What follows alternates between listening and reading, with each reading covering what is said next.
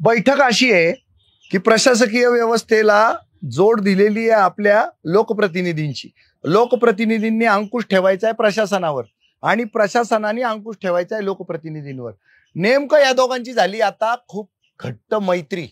जे दोघांनी एकमेकावर चेक ठेवायला हवा होता त्यांनी एकमेकावर चेक ठेवण्याऐवजी त्या दोघांनी एकमेकाची मैत्री करून 1+1 11 करून घेतलेत आणि त्या दोघांनी मिळून जनतेला, देशाला, देशातल्या तिजोरींना लुटण्याचं काम चालू ठेवलंय आणि गोपनीयतेच्या नावाखाली प्रत्येक गोष्ट झाकण्याकडे सगळ्यांचा कल आहे. कारण केलेल्या आहेत चोऱ्या, त्या चोऱ्या लपवायच्या आहेत तर गोपनीयतेचा शंख करावा लागतोय आणि त्याच्यामुळे जनता जेव्हा प्रश्न विचारते त्यावेळेला खोट्या गुन्ह्यांची त्यांना एक दांडकी दाखवली जातात आणि मग त्यातून निर्माण होतंय ते सगळं मोठा भस्म्या झालेले लोक दिसत आहेत मला. आणि संविधानामध्ये पारदर्शकता, प्रामाणिकता, कार्यकुशलता, वेगवान काम, जनतेसाठी काम करणारी माणसं, हे सगळं सांगितलेलं आहे, पण ते होताना दिसत नाहीये. तर प्रामाणिकता आणि पारदर्शकता हा मूळ गाभा आहे आपल्या संविधानाचा आणि तोच लपवला जातोय, तोच थांबवला जातोय, जनतेचा तोच अधिकार काढला जातोय आणि खोटे गुन्हे दाखल केले जात आहेत प्रश्नकर्त्यावर. त्यामुळे प्रश्नकर्ता जो आहे तो जन्माला येणारा तोच थांबलाय. मग काय केलं पाहिजे? थेट अंगावर गेलं पाहिजे. म्हणजे काय केलं पाहिजे? पारदर्शकता पाहिजे ना. तर मग आता सध्या दिलंय आपल्या हातात ते 2G 3G 4G 5G 6G काय काय आलेलं आहे, त्याच्यात घोटाळे होऊन का होईना आपल्यापर्यंत पोहोचलंय.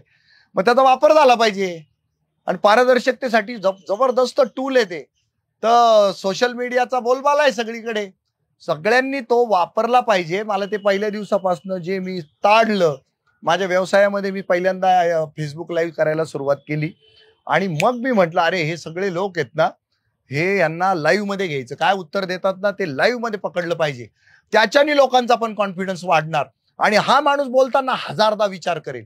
म्हणून हा डायरेक्ट अटॅक करणं आपण सुरू केलं आणि मग त्याच्यावर वेगवेगळे कंगोरे सुरू झाले. काय इथे लाईव्ह करता येत नाही, ही गोपनीयतेचा भंग होतो वगैरे वगैरे. तर मी आता विषयच भारीच्या सगळ्या व्ह्युअर्सना स्पष्टपणानं लक्षात आणून देतो.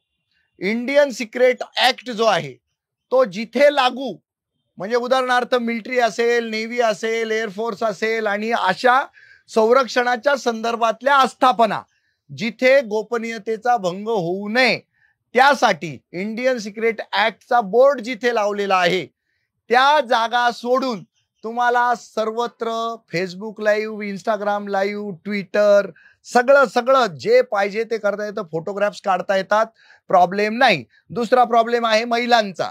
पण ज्या महिला सरकारी सेवेत, प्रशासनात आहेत, लोकसेवेत आहेत, अशा सगळ्या महिला, या महिला नसून त्या कर्मचारी आहेत, त्या अधिकारी आहेत आणि त्या महिला कर्मचारी आणि अधिकारी असल्यामुळे त्यांना लिंगभेद करता येणार नाही. कारण त्यांना पगार हा पुरुषा इतकाच दिला जातो. त्यामुळे त्यांचा जो काही विनयभंगाचा विषय आहे तो इथे उपस्थित होता कामा नये. आणि 353चे गुन्हे दाखल करण्याची फॅशन, 354चे गुन्हे दाखल करण्याची फॅशन जी आलेली ती मोडकळीस आणायची असेल तर त्याला हे फेसबुक लाईव्ह हे एकमेव उत्तर. व्हिडिओग्राफी केली ना तर ती तुम्ही टॅम्पर करता असा सगळ्यांचा होरा असतो. पण लाईव्ह असलं ना पुन्हा एकदा ऑर्गॅनिक, ते ऑर्गॅनिकच असतं. आणि मग ते ओरिजिनॅलिटी मेंटेन करण्यासाठी लाईव्हचा आधार घेतला. पण गेल्या 1.5-2 महिन्यापासून आम्ही प्रचंड दुःखी आहोत. आता सध्या लाईव्हचं त्यांनी लिमिट 30 दिवसाचं केल्यामुळं आता आम्हाला व्हिडिओ जास्त बनवावे लागतायत किंवा म्हणजे लाईव्ह केलंय ते डाउनलोड करून मग परत त्याचे व्हिडिओ बनवावे लागतायत.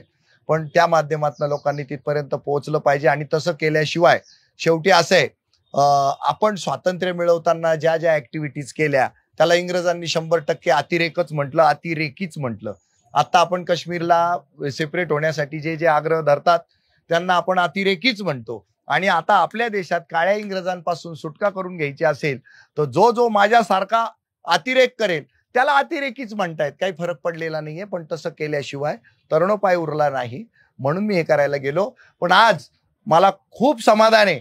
मी ते करत गेल्यामुळं देशभर सगळे लोक हेच करताय. आता महिला सुद्धा जात आहेत बेधडक बिंदास्त. आता थर्ड आय नावाचं जे हे येतंय ऍप, त्याचा लोक बखूबी वापर करत होते. पण आता जेव्हा सगळीकडे मोकळं, आता कालच आम्ही याला गेलेलो अंबाडीला, तुमच्या भिवंडीच्या जवळ DYSPच्या कार्यालयात बेधडक बिंदास्त 1-1.5 तासाचं लाईव्हच केलंय आणि व्हिडिओ शूटिंगही केलंय. काहीच प्रॉब्लेम आलेला नाहीये. सर्वत्र जातो आम्ही, सर्वत्र लाईव्ह करतो. आता परवा मी आमच्या नाशिकच्या सिव्हिल हॉस्पिटल मधल्या ICUचं सगळं लाईव्ह केलेलं आहे, सिव्हिल सर्जनला सोबत घेऊन. कालचे DYSP म्हणालेच, मला विचारता काय म्हणे, तुम्ही करताच आहे म्हणे लाईव्ह. तर त्यामुळे तो विरोध आता संपलाय. जनतेनं खूप बिनधास्तपणानं हे लाईव्ह केलं पाहिजे. आणि लाईव्ह मध्ये काय होतं ते बरोबर शब्दात सापडतात. आणि आता कालच्या लाईव्ह मध्ये DYSP म्हणालेत, सगळ्यांनी 200-300 काय तुमच्या तक्रारी आहेत त्या सगळ्या तक्रार अर्ज माझ्याकडे द्या, मी त्या सगळ्यांची छाननी करतो, त्याचा सगळ्याचा तपास करतो. ज्याच्यात FIR दाखल करायची गरज आहे FIR दाखल करतो, जिथे NC दाखल करायची गरज आहे तिथे NC दाखल करतो आणि सगळ्यांच्या तक्रारी घेतो. मग ते कुठे आता ऑन कॅमेरा आहे सर. हा फायदा आहे म्हणून असं थेट भिडायचं, थेट लढायचं. आणि जेव्हा संविधानानं कायद्यानं तुम्हाला जर हा सगळा स्वातंत्र्याचा भाग हातात देऊन सुद्धा तुम्हाला जर समजत नसेल, जाणीव येत नसेल, तर सगळं दुर्भाग्य आहे आपलं. तर ते माहिती असल्यामुळे ते आपण करतोय आणि सगळ्यांना करायला भाग पाडतोय.